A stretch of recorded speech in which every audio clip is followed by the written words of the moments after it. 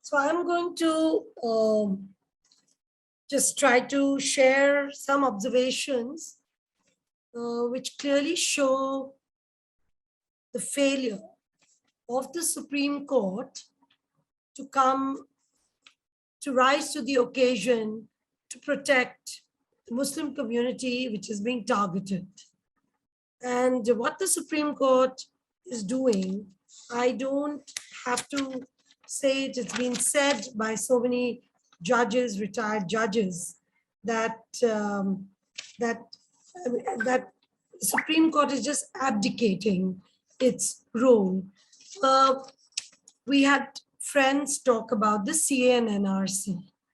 So how many petitions went up to the Supreme Court? This is 2019. 140 petitions, and to date have not been heard. So you can imagine how disinterested the Supreme Court is in restoring full citizenship rights. A discriminatory law on citizenship was brought, which excluded Muslims. All the rest would not be treated as illegal migrants, but the Muslims. The only category, other religious categories were excluded. And now 140 petitions lying there, and the Supreme Court is just refusing to hear. Similarly, if you look at what happened with the abrogation of Article 370 in Kashmir. Kashmir had a special status. So in 2019 August, the special status, which was called Article 370, was withdrawn.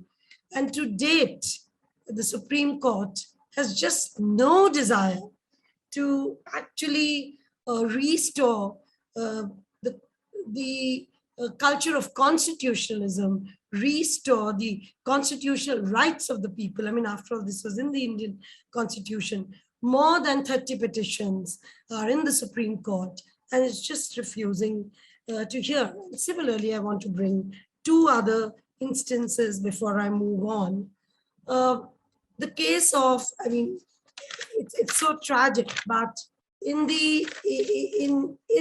India, the right to consent, the right to autonomy, the right to marry of my own choice, the right to conversion, these are all fundamental rights. But several states have created, have really taken liberty and completely intruded into this personal decision of mine as to whom I marry, which religion, which faith, my choice of faith. And illegal laws are brought in the name of, they use the term love jihad, meaning that the Muslim man will try to fall in love with a Hindu girl, try to convert her and basically make her into a Muslim. So they call it yet another jihad, So it's jihad in the name of love, elimination of being Hindu in the name of love. So many states like Madhya Pradesh, Gujarat, Uttar Pradesh, Goa, Karnataka, Haryana, several states have passed this law and it's supposed to penalize anybody who converts a Hindu. Now if a Hindu converts a Muslim into Hindu, a Sikh into Hindu, or a Christian into Hindu, that is not going to be considered criminal. But if a Muslim does it, I mean, that's the UP law I'm talking about, which is really a draconian law. And in the first month, more than 52 people, men, were arrested. Now, several petitions came up to the Supreme Court. The Supreme Court refused to hear and said, go back to your states. Now I know, so people went back to the states. So it's now pending in the various high courts. So again, so the law remains, which will criminalize people's decision, people's autonomy of choosing whom they would like to choose. That law remains. Now this, I mean, the Supreme Court, which should have risen to the occasion and settle the matter, refused to do so. It's also very tragic that the Supreme Court in 2019 gave the judgment on Ayodhya and tried to put balm on the Muslim people. After all, a masjid had been broken down by mobs, and they literally legitimized it by stating that let's not go back on what's happened. Secularism requires not to go back. It requires to go ahead, and therefore, forget what has happened. We'll give you another space, and granted that space to the Hindu community. I mean, that was completely illegal. I won't go into the details. Just telling you the role of the Supreme Court.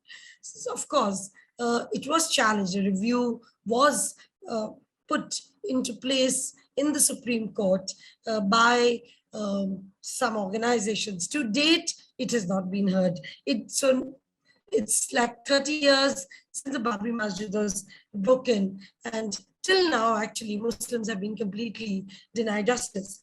So basically, what I want to state is that that if the Supreme Court of a country is refusing to actually restore the constitutional rights, denies people their fundamental rights, then which court will we go to? Some of the high courts have been doing slightly better, and I'll come to that in a minute. But many a times, those, like Fawaz just said, it overrides the High Court judgment. Now, I want to come back to the hijab judgment, and very briefly, I want to state, and it's heartbreaking to see how young girls, they simply went for their right to education, just for the right to education.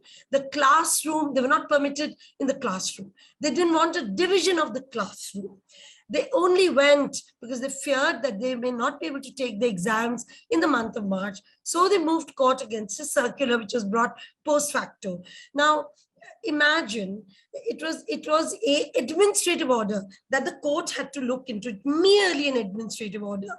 The court need not have gone into the question of whether it was essential to the religious practice. It was only supposed to, and as Shahrukh Alam, a lawyer, illustrates that had it been a change of grading midterm, the court would have simply seen the legitimacy of that order. Was it right to have it midterm? Were all the stakeholders asked about it? Was their opinion taken? It would have looked at it as is done in procedure. But when it came to the hijab, it looked at it purely in religious terms, and just to impose, just the interim order itself was completely violative of people's right to privacy. After all, the hijab was not something that covered the face fully. It's just like what you are wearing, and it was not even something that interrupted in the classroom. It did interrupt the classroom, and it was matching the school dress, the college dress. But the Supreme Court just denied the whole right to education, the whole right to access education, and just somewhere finished that right amongst girls. And the most tragic glimpses that we saw of young girls being made to remove the hijab at the school gate, on the road. Now, it was simply, like being disrobed in public. When the judgment came, the judgment is outrageous, completely outrageous, which not only talks of, hijab is not essential to it, but looks at uniform as uniformity. I mean, how can that ever be accepted? So people rush to the Supreme Court. The Supreme Court till now has not heard it. The girls have missed their exams. I mean, at the end of the day, what is the percentage of Muslims going into what is the percentage of literacy? It's just 57%. And that's literacy. I mean, higher education is much, much lower. The Supreme Court should have walked much further to have protected that right. The High Court, the Karnataka High Court, should have gone much further, because the entire Karnataka Education Act is built on the principle of secularism, which was completely put aside. And the Supreme Court to date has not seen it, and the girls have missed their exams. So the point that I'm trying to make is that any state government, the executive, has any kind of overreach. It denies our rights. For instance, the UP state brought in this ordinance in the name of security, where they could pick up anybody without even producing, without warrants, without producing to the magistrate. I mean, how can you even do it? But they brought this law, and again, Muslims are picked up in the period of the ordinance, and I mean, it goes on and on. The Supreme Court did intervene a bit when it came to the Public Defacement Act. The arbitrary use of it and massive penalties being that mostly Muslim protesters of the anti-CAA were fined with. Crores of money was collected, and people were continuously jailed, and notices were given to pay up huge fines. Of course, Supreme Court did put that aside. Though the Supreme Court put it aside, the UP state did not comply by it. So even where the Supreme Court tries to be effective, the executive is ignoring it. So basically, what I want to conclude is that as Justice Shah says, AP Shah, that actually the Supreme Court has given up on its entire tradition of justice, of adhering to principles, and is going the majoritarian way. And not only is it going the majoritarian way, I have not even taken up so many examples.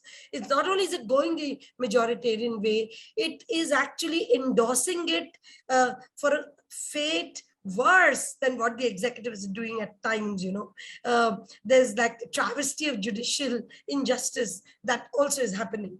So basically, this fight that we have to undertake, we need international alliances. This is the way Muslims are being treated. The call for genocide is part of the whole genocide convention. The call is, I mean, it's nothing to do with them being within an administrative territory of India. It's the duty of everybody outside the country to protect the lives of Muslims today, like we all speaking out against the war in Ukraine. I mean, what other, do we want now the killings to happen? Then we will speak out. I really think internationally accountability needs to be brought towards the government of India, and also, expose what is happening through the Supreme Court.